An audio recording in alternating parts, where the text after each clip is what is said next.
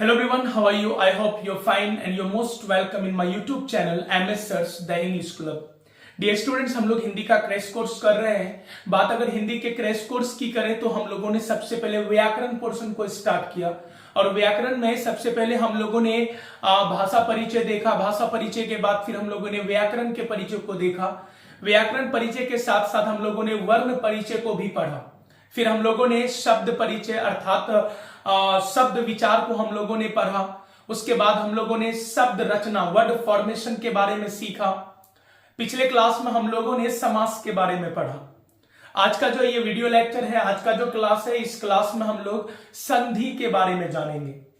याद रहे, हिंदी व्याकरण का बहुत ही सुंदर टॉपिक है संधि।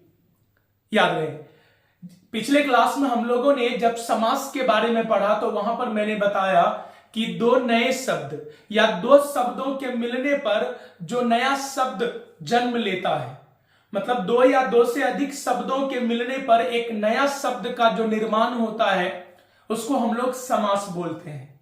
समास में शब्दों का खेल है। समास में किसका खेल है? तो याद रखेंगे, समास में शब्दों का खेल होता है। आज के क्लास में जो हम लोग संधि पढ़ने जा रहे हैं, संधि है क्या? तो याद रहे, ये वर्ण का खेल है। आपने जो समास पढ़ा तो वहां मैंने बताया कि समास में शब्दों का मेल होता है, जबकि संधि में वर्णों का मेल होता है। जी हां, दो वर्णों के मिलने पर जो विकार उत्पन्न होता है, जो परिवर्तन आता है शब्द में, उसी को क्या बोलते हैं? संधि। याद रखेंगे, तो संधि में वर्णों का खेल है। याद रहे, दो पदों का या दो शब्दों का जो निकटवर्ती वर्ण है, उस वर्ण के वजह से उसमें जो परिवर्तन आता है उसी को एक्चुअली क्या बोलते हैं? संधि बोलते हैं। आइए आज के क्लास में हम लोग संधि के बारे में अच्छे से समझते हैं। चलिए, संधि है क्या? तो याद रहे, संधि का मतलब बाबू होता है मेल या जोड़। संधि का मतलब क्या होता है? तो याद रखेंगे, आपका टॉपिक है संधि और संधि का मतलब होता है मेल या जोड़। मतलब कि जब दो वर्ण मिले या दो वर्ण जुड़े तो एक नए वर्ण का निर्माण होगा। जब दो वर्ण मिलेगा या दो वर्ण जुड़ेगा तो एक नया वर्ण जो है वो उत्पन्न होगा, जन्म लेगा। इसी घटना को क्या बोलते हैं? संधि बोलते हैं। तो याद रखेंगे, संधि का मतलब होता है मेल या जोड़। संधि का मतलब क्या होता है? मेल या जोड़। मतलब दो वर्ण मिलकर, दो वर्ण जुड़कर एक नया वर्ण को जन्म देगा, यह क्या कहलाएगा? संधि कहलाएगा। और दो शब्द जुड़कर नया शब्द का निर्माण करेगा, वो समास कहलाएगा। संधि का परिभाषा आप देखिएगा। परिभाषा है कि दो निकटवर्ती वर्णों के मेल से जो विकार मतलब परिवर्तन, दो निकटवर्ती वर्णों के मेल से जो परिवर्तन होता है उसी को क्या बोलते हैं? संधि। दो निकटवर्ती, दो नजदीकी वर्णों के मेल से जो परिवर्तन आता है, जो नया वर्ण का निर्माण होता है, उसी को क्या बोलते हैं? संधि बोलते हैं। आइए उदाहरण के माध्यम से इसको समझते हैं। जैसे देखिए, गण और इस, गण धन इस बराबर गणेश, ऐसा कैसे हो गया? तो याद रहे, ये जो गण टर्म है, पद है, और ये जो इस पद है, इसमें निकटवर्ती वर्ण कौन है? देखिए, गौ वर्ण है, नौ वर्ण है, ई वर्ण है, सौ वर्ण है। ये दोनों शब्दों में, ये दोनों जो पद है, ये दोनों शब्द में निकटवर्ती वर्ण कौन है? एक चीज बताइए, गौ और सौ तो निकटवर्ती नहीं है क्योंकि दूरी है दोनों में। सबसे नजदीक में कौन है? तो यकीन मानिए नौ और ई, ये निकटवर्ती वर्ण है। अच्छे समझना है, हमने क्या परिभाषा लिखा है? दो निकटवर्ती वर्णों के मेल से। तो यकीन मानिए कि गण और इस में नौ और ई जो है निकटवर्ती वर्ण है। गण और इस में नौ और ई निकटवर्ती वर्ण है बाबू। तो ये निकटवर्ती वर्ण है, इसी के मेल से जो नया वर्ण उत्पन्न लेगा वही क्या कहलाएगा? संधि।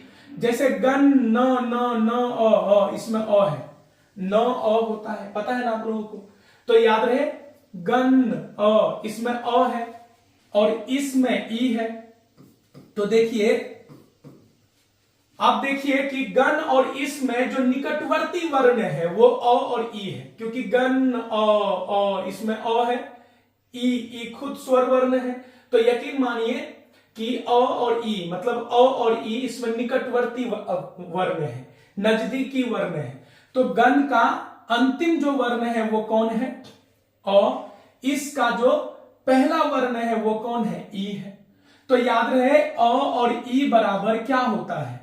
तो याद रहे अ धन ई बराबर ए होता है। ये आपको याद भी रखना है, आगे हम लोग जानेंगे। तो यकीन मानिए कि अ धन ई दुर्गई बराबर ए होता है, ये कंडीशन है। तो याद रखेंगे अ और ई, ये दोनों अ और ई जब मिलता है, मतलब ये दोनों वर्ण के मेल से एक नया वर्ण जन्म लिया। तो जब दो वर्णों के मेल से एक नया वर्ण जन्म ले, इसी घटना को क्या बोलते हैं? संधि। तो देखिए गण में अ है, इसमें ई है, अ ई बराबर ए हो गया। इसलिए देखिए गण यहां पर है और हालांकि अ और ई बराबर ए हो गया, इसलिए ए लग गया यहां पर और स हो गया, क्या हो गया? गणेश। तो आपने देखा कि दो वर्णों के मेल से एक नया वर्ण जन्म लिया, इसको हम लोग संधि बोलते हैं। पिछले क्लास में देखे कि दो शब्दों के मेल से नया शब्द जन्म लेता है, वो क्या है? समास। तो दोनों के बीच अंतर है, याद रखेंगे। संधि में वर्णों का मेल होता है और समास में शब्दों का मेल होता है। अगला भी देखिए, भाव। भाव भाव भाव समाप्त किससे होता है? अ से। और अर्थ में शुरुआती कौन है? अ। तो एक चीज बताइए, अ और मतलब अ धन अ बराबर होता है आ, याद रखना है। इस तरह से आप याद रखेंगे कि ये दो वर्ण के मेल से एक नया वर्ण जन्म लेता है। अ धन आ बराबर आ होता है।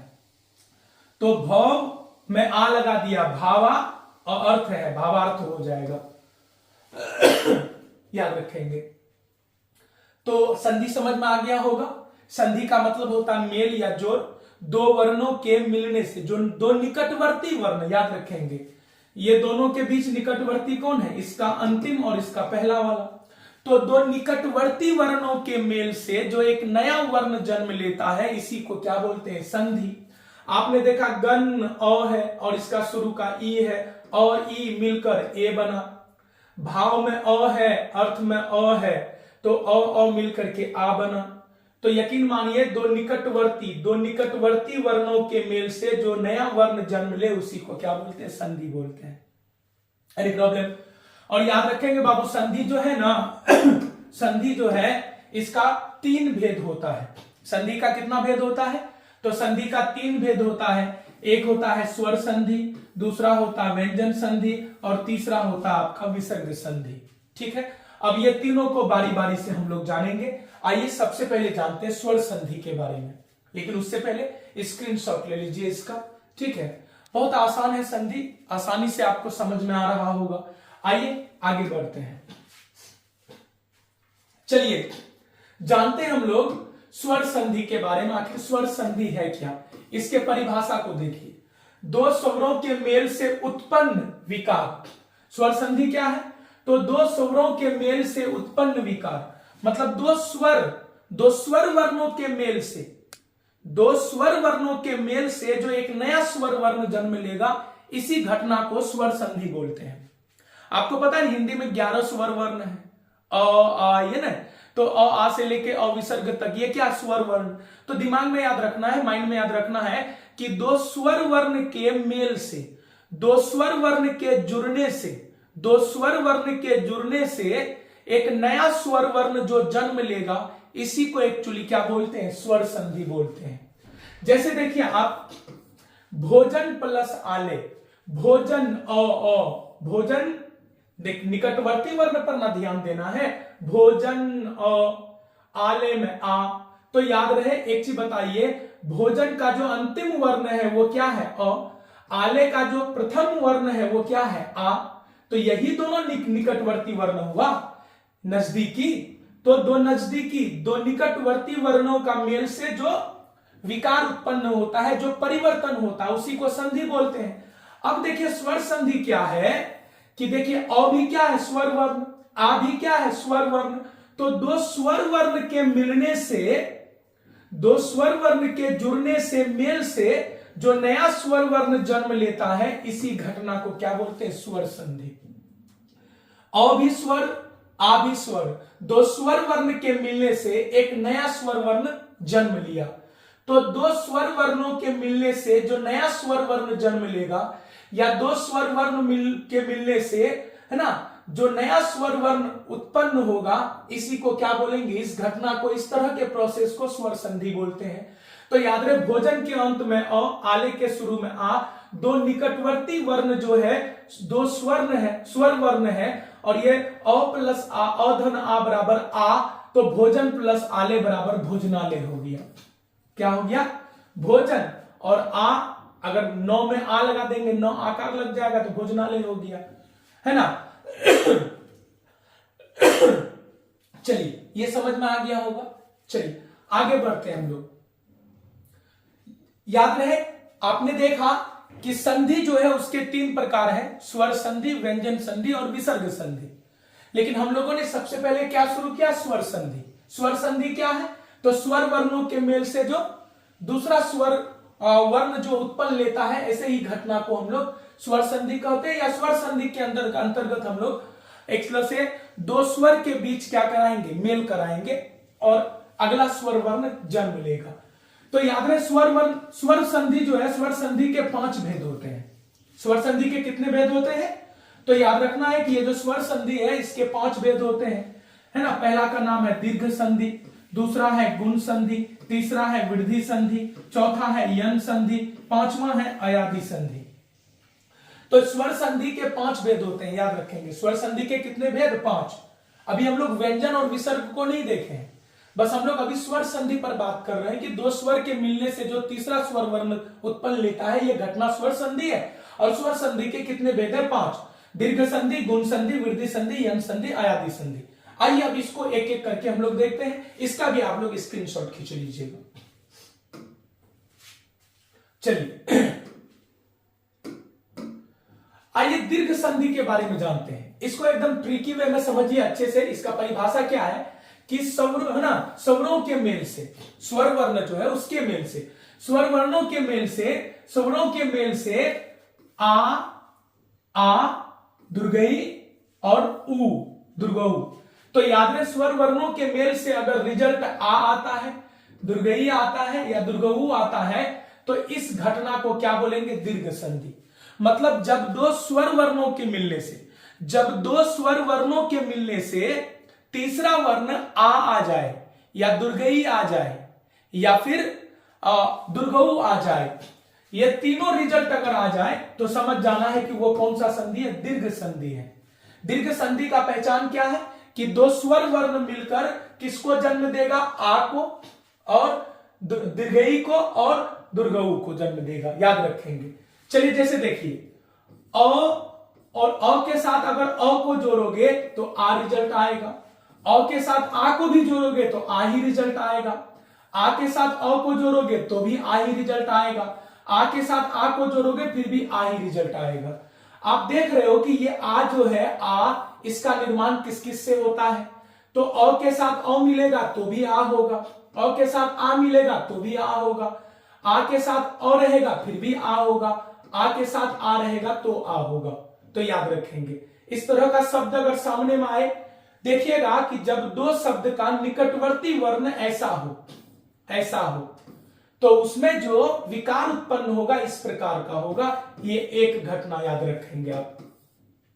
आइए इसका दूसरा घटना को हम लोग देखते हैं कि हर्षई जो है, दो हर्षई अगर मिलता है तो दुर्गई का जन्म लेगा, होगा। हर्षई के साथ दुर्गई आ जाए, दीर्घई, तो फिर भी दीर्घई होगा। दीर्घई के साथ हर्षई आ जाए फिर भी दीर्घई होगा, है ना। और याद रहे, दीर्घई के साथ दीर्घई भी रहे फिर भी दीर्घई हो जाएगा। तो याद रहे, हर्षई, दो हर्षई अगर मिलेगा फिर भी दीर्घई होगा, है ना। हर्षई दीर्घई रहेगा फिर भी दीर्घई होगा, दीर्घई हर्षई रहेगा फिर भी दीर्घई होगा, दीर्घई दीर्घई रहेगा फिर भी दीर्घई होगा। तो आपको याद रखना है कि निकटवर्ती वर्ण अगर इस तरह का हो, इस तरह का हो, तो ये जन्म लेगा, याद रखेंगे, ठीक है, दीर्घई जन्म लेगा, ठीक है। आपको पता आ तो समझ में आ रहा है कि आ इस तरह यूज होगा, है ना, आ इस तरह यूज होगा, और दीर्घई जो है ये इस तरह यूज होगा, ठीक है ना। चलिए, है ना, हर्षु, अगर दो हर्षु मिलेगा तो दुर्गऊ का निर्माण होगा, हर्षऊ के साथ दुर्गऊ रहेगा फिर भी दीर्घऊ ही होगा, दीर्घऊ के साथ हर्षऊ रहेगा फिर भी दीर्घऊ ही होगा, दीर्घऊ और दो दीर्घऊ मिलेगा फिर भी दीर्घऊ ही होगा। तो याद रहे, आपने देखा कि आ और दीर्घई, दीर्घई और दीर्घऊ, तो आ, दीर्घई और दीर्घऊ ये तीनों का निर्माण कैसे हो रहा है, ये याद रखेंगे। इस तरह का घटना जिस भी शब्द के साथ होगा समझ जाना है वो दीर्घ संधि के अंतर्गत आएगा। आइए, हमारे पास ना कुछ प्रॉब्लम है, देखते हैं। अब एक चीज बताइए, भाव प्लस अर्थ बराबर व्हाट, तो भाव प्लस अर्थ बराबर व्हाट यहां पर होगा क्या, देखते हैं। आप लोग भी अपने से कमेंट बॉक्स पर चाहिएगा तो इसको सॉल्व कर सकते हैं, या आप लोग खुद ट्राई कीजिए, नहीं हम भी करते हैं। तो भाव धन अर्थ, भाव धन अर्थ बराबर क्या होगा, तो आपको अगर संधि करना हो, इसको अगर जोड़ना हो, इसका ये दोनों को मेल कराना हो, तो आपको निकटवर्ती वर्ण पर ध्यान देना पड़ेगा। भाव अ देखिए यहां पर अ है, ये जो भाव है इसका जो अंतिम वर्ण है वो अ है। और एक चीज बताइए, दूसरा वाला जो पद है इसका जो पहला जो वर्ण है वो क्या है, अ है। आप ही बताइए कि दो अ के मेल से कौन सा वर्ण का निर्माण होता है, आ का। तो यहां पर भाव प्लस अर्थ बराबर आ होगा, भावार्थ हो जाएगा। तो भाव ना, भाव आ लग जाएगा, भावार्थ हो जाएगा, इसका क्या हो जाएगा, भावार्थ। आइए, पुस्तक धन आले बराबर क्या होगा, इस चीज को देखते हैं। आप लोग खुद बना सकते हैं, ट्राई कीजिए। पुस्तक, आपको पता है निकटवर्ती वर्ण का मेल से, निकटवर्ती जो वर्ण है, देखिए पुस्तक का अंतिम वर्ण क्या है, अ, और आले का शुरू वाला क्या कौन है, आ। मतलब प्रथम जो पद है, प्रथम जो शब्द है उसका अंतिम वर्ण लेते हैं, तो पुस्तक का अ है, और जो दूसरा पद है, जो दूसरा जो शब्द है उसका प्रथम को लेना पड़ता है, तब ना वो निकटवर्ती होगा, आ। तो एक चीज बताइए, पुस्तक क आया, आले में शुरू में आ है, तो एक चीज बताइए, ये दोनों शब्द जो है इसका निकटवर्ती वर्ण कौन है, क और आ, न क और आ। तो एक चीज बताइए, अ और आ, तो याद रहे अ और आ बराबर आ ही होता है, तो यहां भी आ होगा, याद रखेंगे। तो पुस्तक प्लस आले बराबर हो जाएगा पुस्तकालय, क्या हो जाएगा, पुस्तकालय हो जाएगा, ठीक है, आ हो जाएगा। अगला हम आइए, चलिए देखते हैं इसको हम लोग। अगला है गिरी धन इस बराबर व्हाट, तो गिरी धन इस बराबर व्हाट क्या होगा, तो याद रहे संधि करना है, तो इसका मतलब निकटवर्ती वर्ण पर ध्यान देना होगा। गिरी हर्षई है, हर्षई है ना, अंतिम गिरी, गिरी का जो अंतिम वर्ण है गिरी हर्षई है, हर्षई प्लस, और इस जो है उसका जो प्रथम वर्ण है क्या, दीर्घई है। आप एक चीज बताइए, हर्षई प्लस दीर्घई, हर्षई और दीर्घई दोनों मिलकर दीर्घई ही बनता है, नहीं यहां देखें आप लोग रूल में, हर्षई और दीर्घई बराबर दीर्घई होता है ना, हर्षई और दीर्घई बराबर दीर्घई होता है।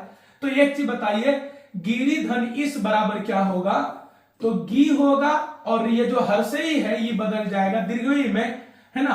तो एक चीज बताइए, हर्षई और दीर्घई ये दोनों मिलके ना ये दीर्घई बना, तो ये भी चला गया, बचा कौन, तालव्य गिरीश इस तरह बनेगा। चलिए अगला क्वेश्चन को देखते हैं। भानु प्लस भानु धन उदय बराबर व्हाट, तो भानु धन उदय बराबर क्या होगा, आइए देखते हैं। निकटवर्ती वर्णों पर चर्चा करना पड़ेगा। भानु हर्षऊ है अंतिम वर्ण, निकटवर्ती वर्ण को देखेंगे ना, भानु हर्षऊ है, हर्षऊ प्लस देखिए उदय में भी हर्षऊ है, आपको पता है हर्षऊ हर्षऊ बराबर क्या होता है, दीर्घऊ, दीर्घऊ हो जाएगा। तो दीर्घऊ यूज करेंगे तो इसका मतलब भा और नौ में जो हर्षऊ है ये बदल जाएगा दीर्घऊ में, उ इसमें अटैच हो गया है, इसका अंतिम उ, उसका शुरू का उ बराबर दीर्घ उ कर दिए, तो बचा कौन, द या भानुदय। इस तरह से होगा। चलिए आगे है भू धन ऊर्जा बराबर वॉट। आपको संधि करना है, इसका मतलब क्या करना होगा, निकटवर्ती वर्ण पर ध्यान देना होगा। देखिए भू भू जो है, भू में उ दीर्घ उ है, भू में दीर्घ उ है, दीर्घ उ प्लस दीर्घ उ। अब एक चीज बताइए, है ना, दो हर्षऊ जुड़े फिर भी दीर्घ उ होता है, हर्षऊ के साथ दीर्घ उ जुड़े फिर भी दीर्घ उ होता है, दीर्घ उ के साथ हर्षऊ जुड़े फिर भी दीर्घ उ होता है, दो दीर्घ उ जुड़े फिर भी दीर्घ उ होता है। तो यहां भी क्या होगा, दीर्घ उ हो जाएगा, दीर्घ उ हो जाएगा। इसका मतलब क्या होगा कि भू, है ना, भू। अब एक चीज बताइए, दीर्घ उ तो है ही, इसका मतलब दीर्घ उ ही रहेगा, है ना, तो बच जाएगा क्या, भुर्जा, याद रखेंगे। तो इस तरह से स्वर दीर्घ संधि जो है वो इस तरह से बनता है। सबसे पहली बात स्वर संधि। स्वर संधि जो है दो स्वर वर्णों के मेल से जो अगला स्वर वर्ण जन्म लेता है उसी को स्वर संधि बोलते हैं। स्वर संधि का ही ये पहला प्रकार है आपका दीर्घ संधि।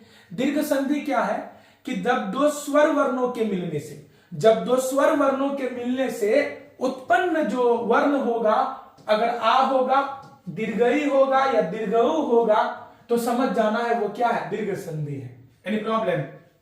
चलिए, तो ये आपको याद रखना है कि दो अ के मिलने से आ हो जाता है, अ और आ के मिलने से आ होता है, आ और अ के मिलने से आ होता है, आ के मिलने से आ ही रहता है।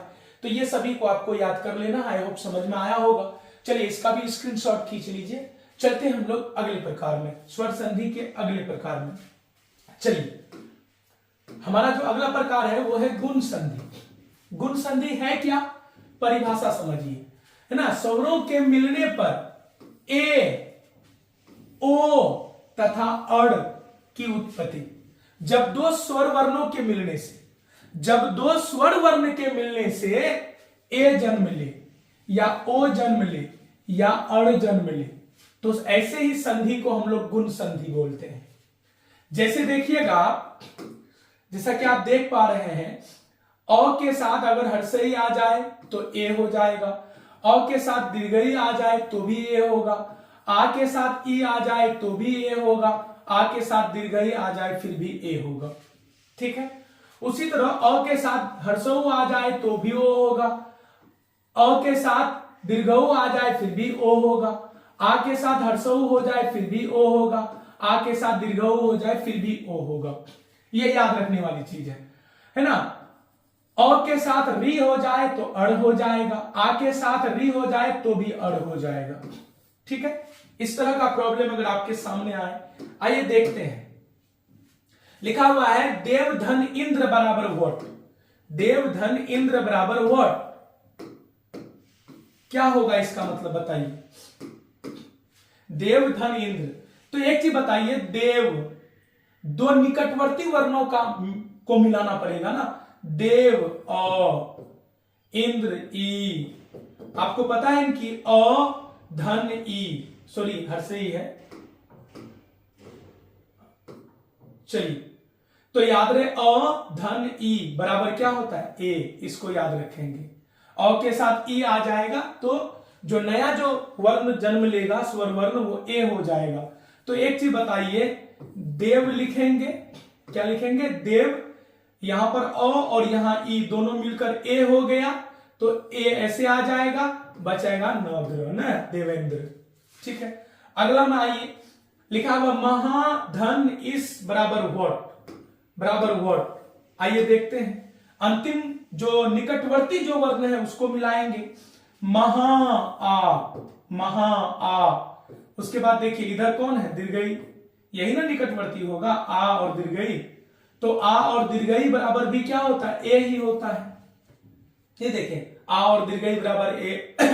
तो एक चीज बताइए, तो यहां का आ और ये दीर्घई होकर ए हो गया, तो म ह में ए लग जाएगा, और यहां का आ और ई ए हो गया, तो बचा कौन, तालब स महेश हो जाएगा।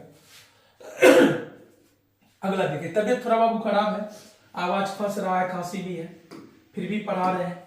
चलिए अगला देखिए, ज्ञान धन उदय बराबर व्हाट, क्या होगा? निकटवर्ती वर्णों पर ध्यान देना होगा। आइए देखते हैं।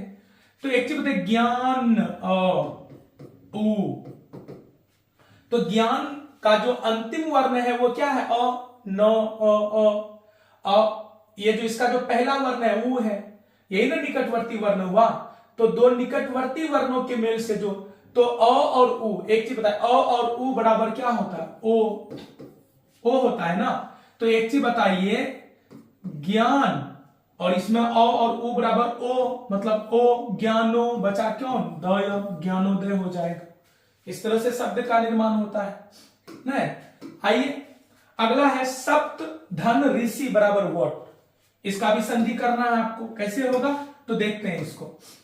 सप्त, एक चीज बताइए, सप्त, तो इसका अंतिम, सप्त का अंतिम वर्ण कौन है? अ है, और उसका जो अंतिम शुरू वाला, इसका अंतिम और उसका शुरू वही निकटवर्ती होगा, री है। अधन री, देखिए अ और री बराबर क्या होगा? अर, क्या होगा? अर होगा। तो अ और री बराबर क्या होगा? अर होगा। तो अर हो जाएगा। तो एक चीज बताइए, सप्त, सप्त, तो में अ है, ये है, ये र क्या है? आधा चला जाएगा, यहां पर सप्तर्षि हो जाएगा। इस तरह का निर्माण होगा, ठीक है। अगला देखिए, अगला है आपके सामने, महाधन ऋषि बराबर व्हाट, क्या होगा बताइए? तो इसका भी निकटवर्ती जो वर्ण है उस पर ध्यान देंगे। महा में आ है और ये देखिए री है, तो आ और री बराबर भी क्या होता? अर। तो एक चीज बताइए, आ धन री बराबर क्या होता? अर, अर है, अर। तो महा तो नहीं लिखा जाएगा, मह, म हो जाएगा। ये अ है, तो म में, ह में अ आ गया, और उसके बाद आपका जो र है ये री में चला जाएगा, महर्षि हो जाएगा। तो आपने देखा कि जब दो स्वर वर्णों के मिलने से ए, ना, ओ अर, ए ओ अर, तो जब दो स्वर वर्णों के मिलने से ए ओ अर का निर्माण हो, इस घटना को क्या बोलते हैं? गुण संधि बोलते हैं। और आपने देखा कि क्या रहने पर क्या बन जाता है, आपने उदाहरण के माध्यम से भी देखा। चलिए आगे बढ़ते हैं हम लोग। आगे है आपका वृद्धि संधि। वृद्धि संधि है क्या? तो यहां भी देखिए, ये हम लोग स्वर संधि के भेद को पढ़ रहे हैं। स्वरों के मेल से ए या औ, दो स्वरों के, जब दो स्वर वर्ण मिलकर ए या औ का जन्म दे, जब दो स्वर वर्ण मिलकर ए या औ का जन्म दे, तो समझ जाना है वो क्या है? वृद्धि संधि है। तो देखिए, औ में अगर ए, दो निकटवर्ती वर्ण अगर अ और ए होगा तो वो उत्पन्न देगा ए को। दो निकटवर्ती वर्ण अगर आ और ए होगा तो वो भी जन्म देगा ए, ठीक है। उसी तरह दो निकटवर्ती वर्ण अ और औ, है ना, अ और ओ होगा तो औ को जन्म देगा, आ और ओ होगा तो औ को जन्म देगा, ठीक है। उदाहरण में देखते हैं। उदाहरण में देखिए, हमारा जो पहला है, एक धन एक बराबर व्हाट, क्या होगा बताइए? एक, एक का, एक चीज बताइए, एक का जो अंतिम वर्ण है वो कौन है? अ है, क अ न। आपको पता है ना कि क हलंत धन अ बराबर क होता है, एन होता है। मतलब ये क है तो इसका मतलब उसमें अ लगा हुआ है, याद रहे। तो एक का जो अंतिम वर्ण है वो क है, और एक का जो शुरू वाला वर्ण है वो ए है। तो मतलब ये दोनों जो शब्द है, इसका जो निकटवर्ती वर्ण है वो कौन है? अ और ए। आपको पता है कि अ और ए मिलने पर ए जन्म लेता है, ए को जब हम लोग एक तरह से देखा जाए, यहां पर ये जो ए है, इसको जब हम लोग शब्द में यूज करेंगे तो डबल एकार हो जाएगा। जैसे एक है, उसके बाद ये अ और ए बराबर ए हो गया, तो यहां पर डबल यूज हो जाएगा। तो ये और ये के बदले ए, ये ए आ गया, डबल एकार आ गया, तो यहां पर क्या बच गया? क, एक एक, ठीक है। अगला चलिए देखते हैं। अगला है तथा धन एव बराबर व्हाट। आइए इसको भी हम लोग बनाते हैं न। तथा आ, देखिए तथा का अंतिम वर्ण आ है और एव का अंतिम वर्ण क्या है, ए। आप ही बताइए निकटवर्ती वर्ण अगर आ और ए हो तो किसका ये जन्म देगा, किस वर्ण का उत्पत्ति होगा, तो ए होगा। क्या होगा, ए। तो एक चीज बताइए, ए तथा धन एव, तो एक चीज बताइए था आ और ए बराबर ए हुआ तो आ हट जाएगा, तथ रहेगा और डबल एकार हो जाएगा और वो आ जाएगा तथैव। इस तरह से निर्माण होगा। आगे देखिए वन में क्या है अ, और औषधि में क्या है ओ, निकटवर्ती क्या है, तो ओ धन ओ बराबर क्या होगा, तो ओ धन ओ बराबर औ होगा। क्या होगा, औ। तो अ धन ओ बराबर औ हो जाएगा। तो एक चीज बताइए, यहां पर वन है तो यहां पर ओ और ओ बराबर ओ हो गया, तो इसका मतलब वनो, उसके बाद बचा कौन, स और धी, वनौषधि हो जाएगा। इस तरह से शब्द का निर्माण होगा। इसमें देखिए महा और महाधन औसत बराबर व्हाट। एक चीज बताइए, महा का जो अंतिम वर्ण है वो क्या है, आ। औसत का जो शुरू का वर्ण है क्या है, ओ। तो आ और ओ बराबर क्या होता है, औ होगा। तो यहां भी एक चीज बताइए, अगर यहां पर आपको निर्माण करना हो शब्द का, तो आ धन ओ बराबर औ हुआ, तो इसका मतलब म ह होगा, म ह और औ कर देंगे, महो। उसके बाद यहां पर आ और ओ बराबर औ तो हो गया, तो ये तो खलास, सौध हुआ, तो यहां पर सौध महोष्ध हो जाएगा। इस प्रकार शब्द का निर्माण होता है संधि के द्वारा। तो वृद्धि संधि आप समझ गए होंगे कि दो स्वर वर्णों के मिलने से ए, है ना, क्या ए या औ का निर्माण हो तो वृद्धि संधि कहलाता है। चलिए इसका भी स्क्रीनशॉट खींच लीजिएगा, हम लोग आगे बढ़ते हैं। चलिए जानते हैं हम लोग यन संधि के बारे में। यन संधि क्या है, तो स्वरों के मेल से, है ना, य हलन, व हलन, र हलन, मतलब याद रहे स्वरों के मेल से जब य व और र की उत्पत्ति हो, जब दो स्वर वर्ण के मेल से, जब दो स्वर वर्ण के मेल से किसका निर्माण हो, य व र का, तो याद रहे जब दो स्वर वर्णों के मेल से य व र का एक तरह से निर्माण हो तो वो क्या कहलाएगा जी, यन संधि कहलाएगा। जैसे दो निकटवर्ती वर्ण अगर ई अ हो तो य का जो है उत्पत्ति होगा, है ना, हर्षई और आ रहेगा तो या का, दीर्घई और आ रहेगा तो भी या का, हर्षऊ रहेगा तो यू हर्षू है, हर्षई और दीर्घऊ रहेगा तो ऊ हो जाएगा, दीर्घऊ हो जाए, है ना, ऊ हो जाएगा। हर्षई और ए रहेगा तो य एकार हो जाएगा। क्या हो जाएगा, य एकार। चलिए उसी तरह हर्षऊ और अ होगा तो व का आवाज आएगा, मतलब व उत्पन्न होगा। हर्षऊ और आ रहेगा तो वा उत्पन्न होगा, हर्षऊ ए रहेगा तो वे उत्पन्न होगा, है ना, हर्षऊ और दीर्घई रहेगा तो वी उत्पन्न होगा, री और आ रहेगा तो रा उत्पन्न होगा। आइए कुछ उदाहरण देखते हैं। आप देख रहे हैं कि स्वर वर्णों के मेल से, है ना, य का उच्चार, य जो है उत्पन्न हो रहा है, स्वर वर्णों के मेल से व उत्पन्न हो रहा है, स्वर वर्ण के मेल से र उत्पन्न हो रहा है। तो स्वर वर्णों के मेल से य व र की उत्पत्ति ही क्या कहलाती है, यन संधि। आइए हमने यहां पर कुछ उदाहरण लिखा है, देखिएगा। यदि में देखिए अंतिम जो वर्ण है हर्षई है ना, अपी में अ है, तो ई और अ बराबर क्या होता है, य। यहां देखिए ई और अ बराबर क्या होता है, य। तो याद रहे ई और अ बराबर क्या हो गया, य। तो य हो गया यहां पर, इसलिए ये जो हर्षवी है ना जी, ये हर्षई के वजह से हर्षई और अ बराबर य हो गया, तो ये तो हट जाएगा ना, वहां पर य आ गया और द आ गया, और एक चीज बताइए य का जो उच्चारण हुआ वो आ गया और पी बच गया, है ना, यद्यपि हो जाएगा, इसी को यद्यपि भी बोलते हैं। दूसरा में देखिए सु धन आगत बराबर स्वागत कैसे हुआ, तो सु में उ है, आ उ और आ, देखिए यहां पर उ और आ बराबर क्या होता है, वा। तो उ और आ बराबर वा होता है, इसलिए सु प्लस आगत बराबर सुवागत हो जाता है, वाह। उसी तरह देखिए पितृ धन आदेश बराबर है ना पित्रादेश है, ऐसा कैसे हुआ?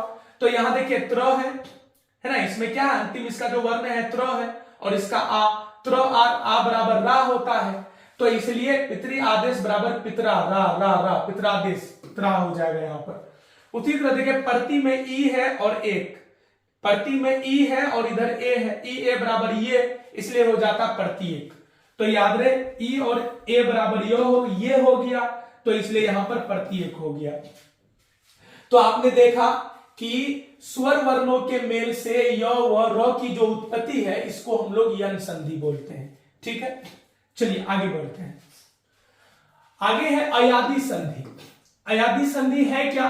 तो याद रहे इसका परिभाषा समझिए, स्वरों के मेल से अय तथा अव की उत्पत्ति। स्वरों के मेल से, स्वर वर्णों के मेल से जब अय या अव की उत्पत्ति हो, इसको हम लोग अयादी संधि बोलते हैं। जैसे देखिए दो निकटवर्ती वर्ण ए अ होगा तो अय का आएगा, ए आ रहेगा तो आई का आएगा, है ना, आई का आएगा, है ना, ए हर्षई रहेगा तो आई का आएगा, ठीक है। उसी तरह ओ और अ रहेगा तो अव हो जाएगा, ओ और ई रहेगा तो अवी हो जाएगा, औ रहेगा तो आव हो जाएगा, औ ई रहेगा तो आवी हो जाएगा। स्वर वर्णों के मेल से, स्वर वर्णों के मेल से जो अय या अव का जो निर्माण होता है, इसी घटना को अयादी संधि बोलते हैं। जैसे यहां पर आप देखिएगा प्रश्न है कि नए धन अन्न बराबर व्हाट, क्या होगा, एक चीज बताइए। यहां पर देखिए अच्छे से कि नए यहां पर क्या है, ए है, नए ए है, नए ए, और इसका जो शुरू का है अ, ए और अ निकटवर्ती वर्ण हुआ, तो ए और अ बराबर क्या होता है, अय, है ना, ए और अ बराबर ऐ हुआ। तो याद रहे ने तो नहीं लिखा जाएगा, क्योंकि ए और अ बराबर ऐ हुआ, तो ए और ऐ कैंसिल हो जाएगा ना, ये कैंसिल हो गया, 9 को लिख दिए और ये दोनों के मिलने से यो बना और बचा 9, नयन हो गया, ऐसे बनेगा। अगला लिखा है पो धन अन बराबर व्हाट, क्या होगा बताइए। अब एक चीज बताइए, पो है मतलब ओ है, धन अ है, आप ही बताइए कि ओ और अ के मिलने से क्या होता है। तो ओ और अ, यहां देखिए ओ और अ बराबर क्या होता है, औ न होता है, ओ इसका अंतिम ओ है, इसका शुरू का अ, तो ओ और अ बराबर औ हुआ। अब एक चीज बताइए, तो ओ और अ बराबर औ हुआ, तो ये तेल लेने गया तो वह बचा, सॉरी प बचा, प अ तो नहीं, क्योंकि प में अ है तो वह आ जाएगा, न आ जाएगा, पवन हो जाएगा, ठीक है। अगला देखिए पो धन इत्र बराबर व्हाट, इसका भी निर्माण कर सकते हैं आप इजी वे में, ने जैसे पो में क्या है, ओ, धन, इसमें इसका क्या है, ई, सॉरी हर्षई है ना, हर्षई है। एक चीज बताइए, पो और इत्र ये दोनों का जो निकटवर्ती वर्ण है, इसमें ओ है, इसमें ई है, तो ओ और ई बराबर क्या होता है, देखिए ओ और ई बराबर क्या होता है, अवी होता है, हीन होता है। ओ जब दो निकटवर्ती वर्ण ओ और ई हो तो वो नया वर्ड क्या उत्पन्न करता, अवी। अब एक चीज बताइए कि ओ और ई बराबर अवी हो गया, तो ई गया तेल लेने, यहां बचा प में अ चला गया तो वी हो जाएगा, अत्र पवित्र हो जाएगा। इस तरह से निर्माण होगा। नहीं तो ये भी आसान है कि जब दो स्वर वर्णों के मेल से, जब दो स्वर वर्ण के मिलने से अ या अव का निर्माण हो, वो क्या कहलाएगा, अयादी संधि कहलाएगा। आई होप ये भी समझ में आया होगा। नहीं आगे चलते हैं। चलिए तो संधि अगर देखा जाए तो संधि के बारे में हमने जाना कि संधि जो है वो मूल रूप से 3 प्रकार का होता है ना। संधि का 3 प्रकार होता है, स्वर संधि, व्यंजन संधि और विसर्ग संधि। हम लोगों ने स्वर संधि को पढ़ा और उसके भेद को पढ़ा। अब हम लोग दूसरा नंबर में आते हैं किसके बारे में जानने के लिए, व्यंजन संधि। आइए व्यंजन संधि को समझते हैं। परिभाषा देखिए इसका, है ना। व्यंजन वर्णों के साथ व्यंजन या स्वर वर्ण के मेल से उत्पन्न विकार। किसी भी व्यंजन वर्ण में, किसी भी व्यंजन वर्ण के साथ व्यंजन को मिलाकर या स्वर्ग के मिलने पर, किसी भी व्यंजन वर्ण के साथ व्यंजन या स्वर वर्ण के मिलने पर जो नया वर्ण का निर्माण होता है, जो परिवर्तन आता है, उसको क्या बोलते हैं। जैसे एक चीज बताइए, क च ट त प, ये सब क्या है ये व्यंजन वर्ण है, ठीक है। इस व्यंजन वर्ण के साथ कोई भी स्वर वर्ण अगर जुड़ जाए, याद रहे, क के साथ, च के साथ, ट के साथ, त के साथ, प के साथ, कोई सा भी 11 स्वर वर्ण है, कोई भी स्वर वर्ण इसके साथ अगर जुड़ जाए तो इसमें परिवर्तन आ जाएगा। एक पॉइंट ये। दूसरा पॉइंट, वर्ग का तीसरा या चौथा वर्ण, वर्ग का तीसरा या चौथा, जैसे क वर्ग, क वर्ग का तीसरा कौन है, क ख ग, है ना, तीसरा और चौथा, मतलब क च ट त प, इसके साथ स्वर वर्ण जुड़ेगा तो भी ये चेंज होगा एक तरीका। क च ट त प, इसके साथ अगर कोई भी स्वर वर्ण जोड़ दोगे तो भी ये बदलेगा। किसमें बदलेगा वो अभी हम जानेंगे। एक बात तो ये कि इसके साथ कोई भी स्वर वर्ण आएगा तो ये बदलेगा। दूसरा बात, इसके साथ अगर वर्ग का तीसरा या चौथा वर्ण भी आ जाए तो भी ये बदलेगा।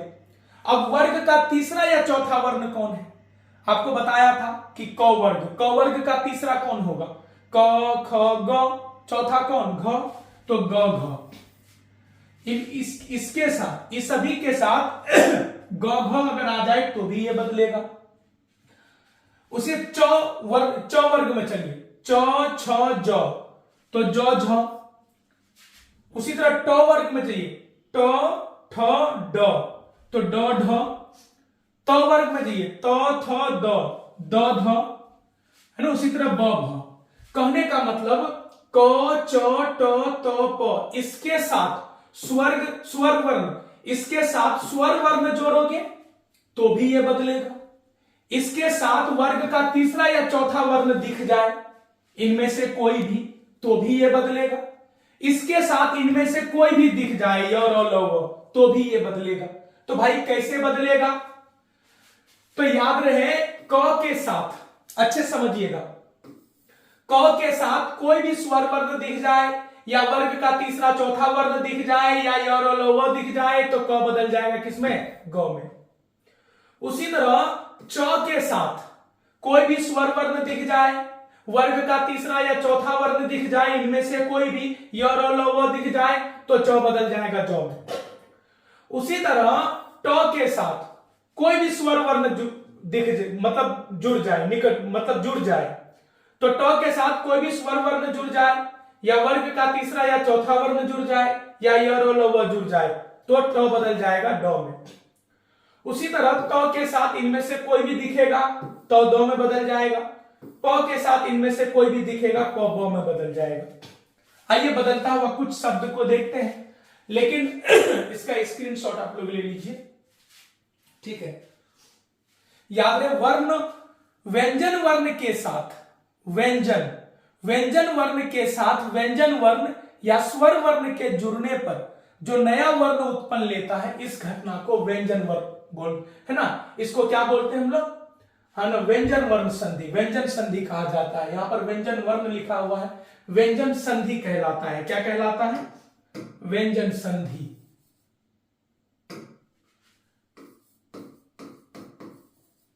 चलिए स्क्रीनशॉट ले लिए इसका। चलिए आगे कुछ प्रैक्टिस करते हैं। जैसे देखिए, दिक धन अंबर बराबर वट, दिक धन अंबर बराबर वट। आप समझिए, एक चीज बताइए, दिक, ये क हलंत, इसका मतलब इसमें ऑन है, तो देखिए क के साथ अ, तो याद रहे क धन अ। हमने क्या बताया कि क के साथ स्वर वर्ण या फिर वर्ग का तीसरा चौथा य र ल व दिख जाए तो क बदल जाएगा किसमें, ग में बदल जाएगा। क किसमें बदल जाएगा, ग में। तो ग में बदल जाएगा, तो ये क और अ ये दोनों बराबर मिलकर ग हो जाएगा, तो इसलिए दी लिखा जाएगा। ये और ये के बदले ग आ गया, अब बचा कौन, मोबर, दिगंबर हो जाएगा। चलिए आगे देखते हैं, है ना। दिक दिक धन गज बराबर व्हाट, क्या होगा बताइए। आइए देखते हैं।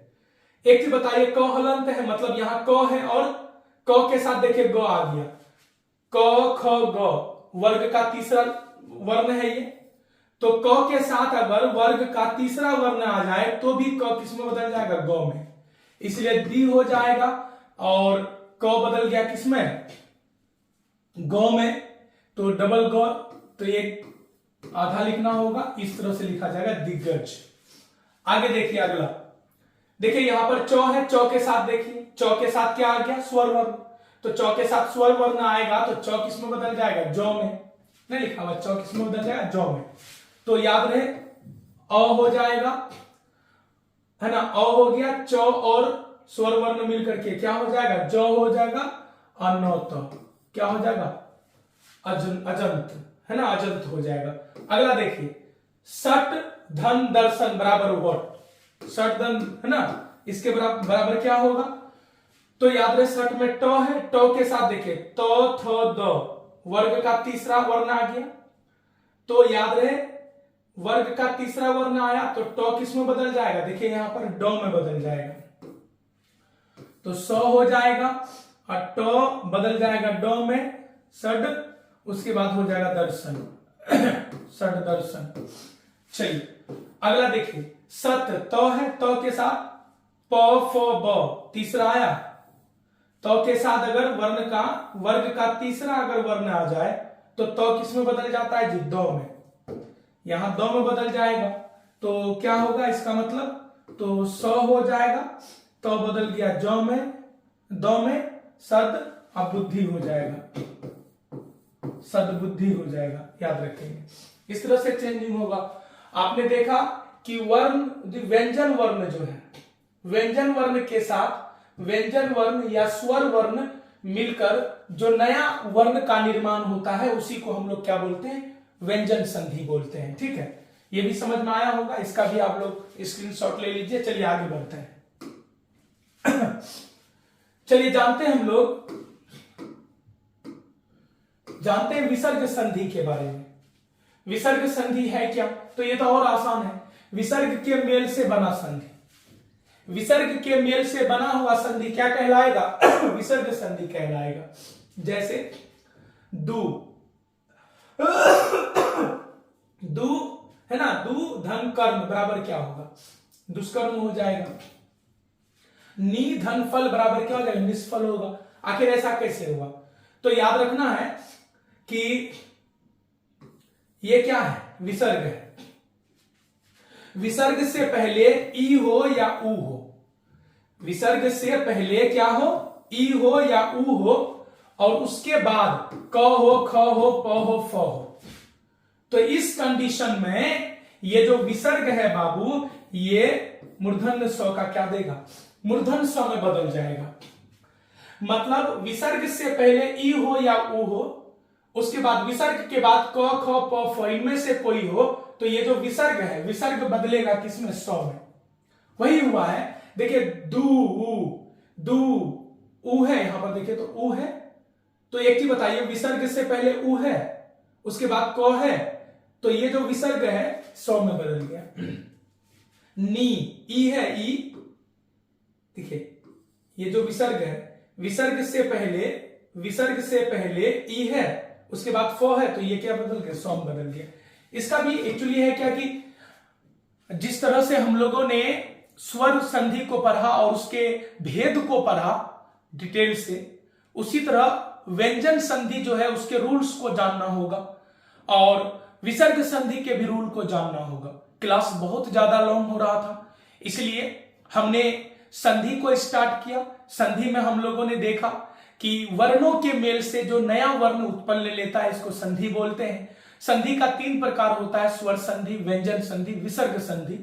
स्वर संधि और उसके भेद को हमने जाना, व्यंजन संधि को हमने समझा, लेकिन इसको डिटेल से पढ़ने के लिए एक अलग क्लास चाहिए। विसर्ग संधि को हम लोगों ने समझा, इसको भी डिटेल से जानने के लिए एक अलग क्लास चाहिए। आज का क्लास हम लोग यहीं तक रखेंगे नहीं, और देखा जाए तो व्यंजन संधि और विसर्ग संधि का डिटेल क्लास लेकर मैं आऊंगा। लेकिन उससे पहले हम लोगों का जो ये है शब्दकोश जो है, जैसे मान लीजिए समानार्थी शब्द है, विलोम शब्द है, अनेक शब्द का एक शब्द है, मुहावरा है, तो ये सभी को पहले हम लोग कंप्लीट कर लेते हैं। उसके बाद जो समय बचेगा वहां पर हम लोग जो है समास में भी देखे थे, तत्पुरुष समास का जो 6 भेद है उसको भी देखना है ना। तो तत्पुरुष समास का भी एक अलग क्लास होगा, है ना। व्यंजन संधि का एक अलग क्लास होगा, विसर्ग संधि का एक अलग क्लास होगा। सभी को हम लोग अच्छे से जानेंगे। बने रहिए हमारे साथ, मिलते हैं नेक्स्ट क्लास में। तब तक के लिए टेक केयर, बाय बाय।